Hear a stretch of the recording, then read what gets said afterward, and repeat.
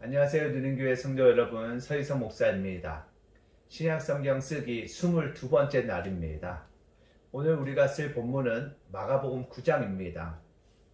먼저 마가복음 9장에는 변화산 사건이 먼저 나오고요. 그 다음에 귀신 들린 아이를 고치시는 그 장면이 나옵니다. 그 다음으로는 이제 예수님께서 두 번째로 제자들에게 십자가와 부활에 대해서 말씀하시고 마지막에는 이제 어떻게 해서든지 천국에 들어가야 한다는 말씀을 하십니다. 오늘 우리 잠시 살펴볼 말씀은 예수님께서 변화산 사건 이후에 산에서 내려오셨을 때 한 아버지가 자기의 귀신 들린 아들을 제자들에게 데리고 와서 고쳐달라고 했는데 제자들이 고치지 못했습니다. 그때 이제 그 모습을 보시고 예수님께서 이제 그 아버지와 이렇게 대화를 나눌 때 그 아버지가 그 아들에 대해서 이런저런 증상에 대해서 이야기하면서 이렇게 이야기합니다.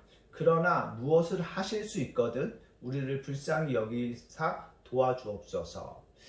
이 말이 예수님에게 이렇게 걸림이 되었습니다. 왜냐하면 무엇을 하실 수 있거든, 이것은 우리가 주님이 하실 수 있음을 믿습니다 라는 것이 아니라 어떤 가능성을 가지고 나왔다는 것입니다. 할 수도 있고 못할 수도 있다. 이런 가능성 중에 하실 것이 있으면 한번 해보실 수 있으면 한번 해주십시오 라는 것입니다. 여러분, 우리가 지금 계속해서 필사를 하고 있는데요, 예수님에게 나온 사람들을 보면 전부 다 믿음을 가진 사람들이었습니다. 그래서 예수님께서 그들을 고치시면서 뭐라고 말씀하시나요? 내 믿은 대로 또는 믿음대로 될지어다 라고 말씀하십니다.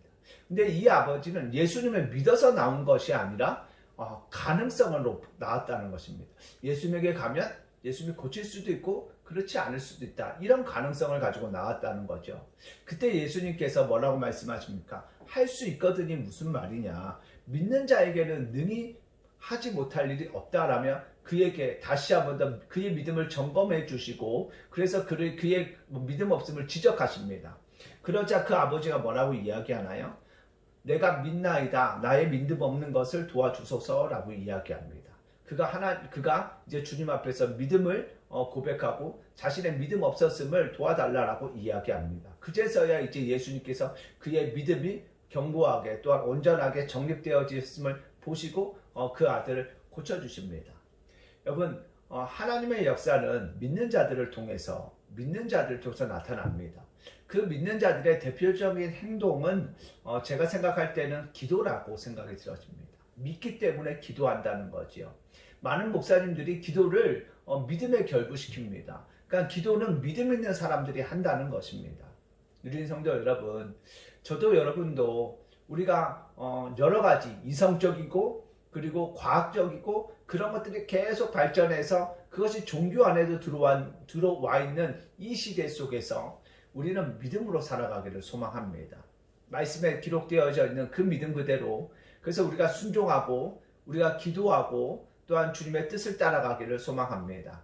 우리의 삶이 성경에서 말하는 그 믿음을 우리의 삶에서 재현하고 실현함으로 말미암아 그 믿음을 보시는 하나님의 은혜의 역사가 저와 여러분에게 넘치기를 예수님의 이름으로 축복합니다. 아멘.